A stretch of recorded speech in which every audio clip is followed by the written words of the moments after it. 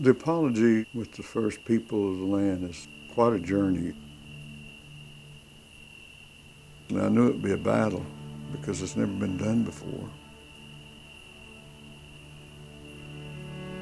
You know, it's politics.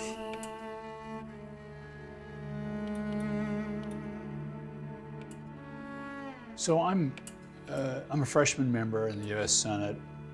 I'm 40 years old. I was raised on a small farm in eastern Kansas, and I'm in the U.S. Senate. I'm thinking, I love this country. This is an amazing place. A guy like me can end up in the United States Senate. This is fabulous. And then I went to see some students at Haskell University, Native American four-year college. And I'm thinking everybody's view of America is like my view of America. It's just, this is a great place. Look at the opportunities that are here. Raised in a small farm and I'm in the US Senate. This is the American dream. And I go there and there's a number of the Native students they're angry and they're bitter.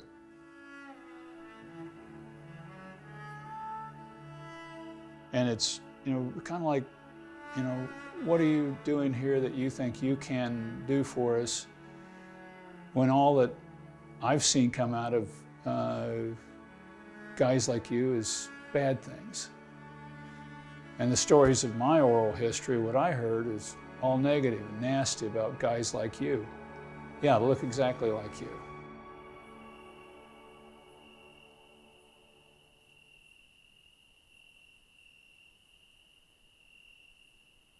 Yep, this is it.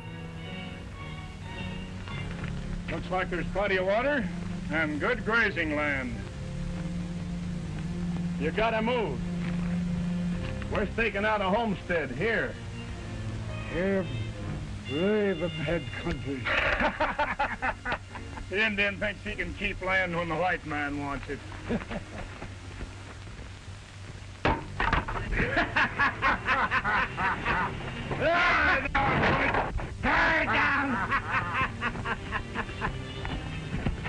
Don't try to fight them.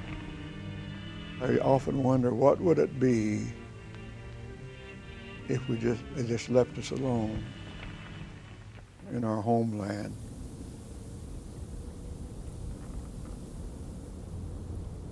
And we survived off the land that God placed us.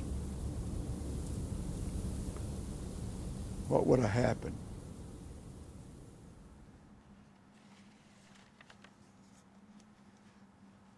We got to realize we were the first people of the land.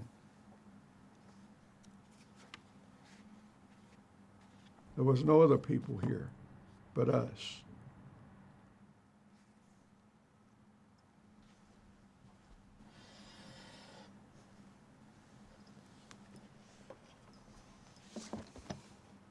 I pray over it, I walk on it. It's very sacred to me. I smell the earth. I taste the earth because it's holy, it's sanctified. It's a sacred land. It's created by a God. But with all the broken treaties, the innocent bloodshed on the land, you've got to get rid of that.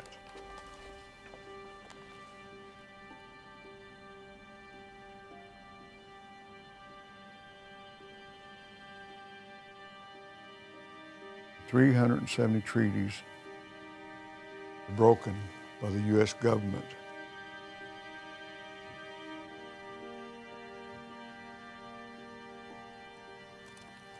It all stems back to the Indian Removal Act. In the last message to Congress, President Jackson said he had settled the Native American problem to everyone's satisfaction.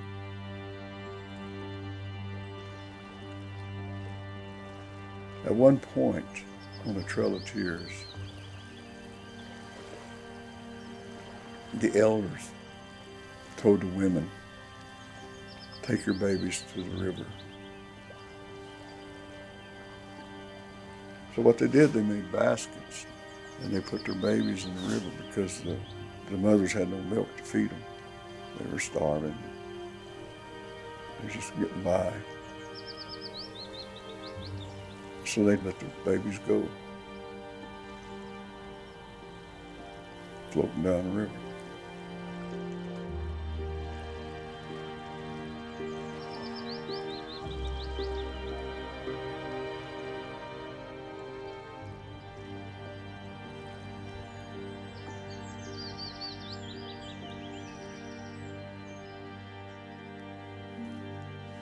My kinfolk were on that Trail of Tears. And out of that Trail of Tears came the name Big Pond.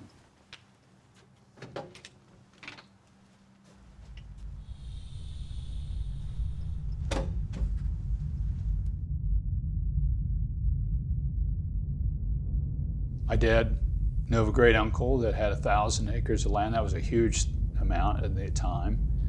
And he wanted 1,000 acres of land. He wanted to own 1,000 acres of land. And I think that dream of owning land just permeated me. I think it was generationally there. And that lust for land. There was so much of the American experience in the westward expansion was a lust for land. We want the land. It's ours to come and take it. Well, I lived it.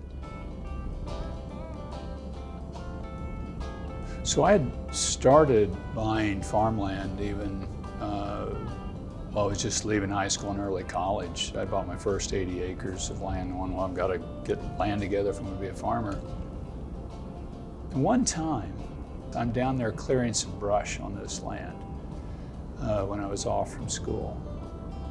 And I get this just hit with this death. I just was hit. You're going to die. And it's just this real palpable fear of death just on. And it just froze me. It panicked me. I didn't know what to do. I didn't know how to shake it. I didn't know why. I didn't even think about why. I was just gripped by it.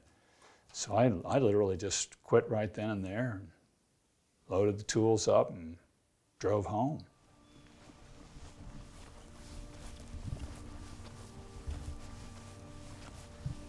And then years later, I'm processing it, going, this is property that the Potawatomi Indians would have been around and on when they were moved to Sugar Valley, Kansas. Because this tract of land was within probably about 2 miles as the crow flies from their settlement. And they would have been hunting and fishing on the stream that passed through this land. And I kept thinking, I wonder if they would have cursed this land and said that, our land was taken from us in greed, and this greed will produce death.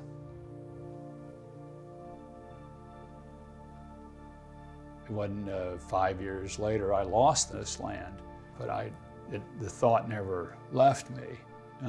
It really stuck with me a long time. I had a long, decades-long struggle with a fear of death.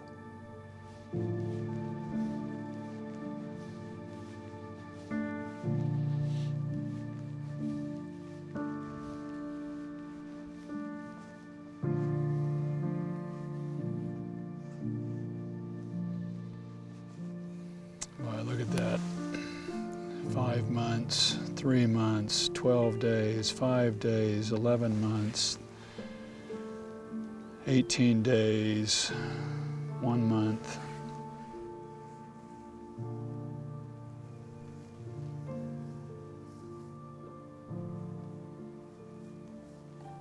Joannes, son of Peter Omnomisia, Galan Gobianse, 1.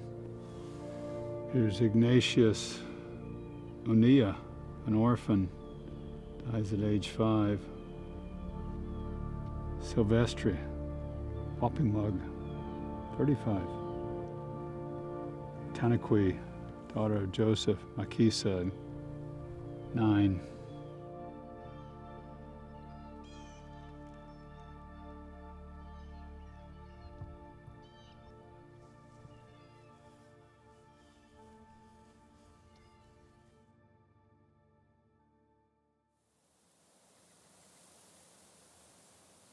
That all started with going to Washington, D.C., and then getting with Senator Brownback at that time of Kansas. Several of us, about 7 of us, I think there's 1, 2, 3, 4, 5, 6, 7 Native Americans went in his office. We just had supposed to have a 30-minute meeting with him, just to talk to him. And I don't even know why we was going to talk to him. It wasn't about no apology or nothing like that. We just wanted to talk to him. I don't know really how that happened, because it wasn't about the apology at that time. But anyway, we went in there and we talked to him, we prayed with him, and we was in there, I think his office 3.5 hours. It was late, it was getting dark when we left.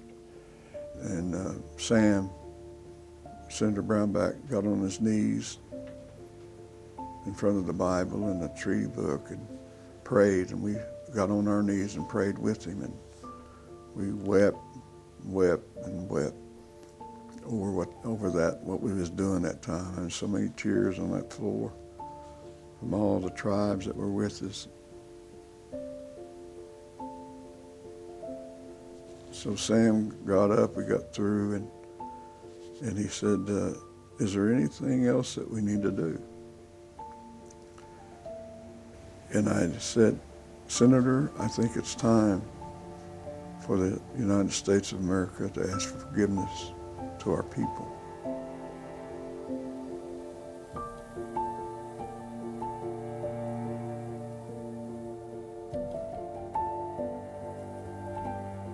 And it really resonated with me. It just clicked at that moment. I said, absolutely, that's what we need to do. It wasn't the Congress, it wasn't the Supreme Court, it was the President of the United States that signed the treaties.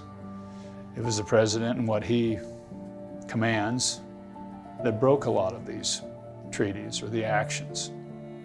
So it's the President that has to acknowledge that this took place, that has to put forward this apology. I want this country, the United States of America, to be healed. In order to go forward, I have to forgive. But if I have nothing to forgive, no one ever asked me, I have nothing to turn to. This is the chance to do the major surgery, and we're going to do it. I don't think it's the full solution either. But I do think we've got to start knowing and loving each other as brothers and sisters. One day, maybe it'll be all over. Maybe one day a president will step up to the plate and say it.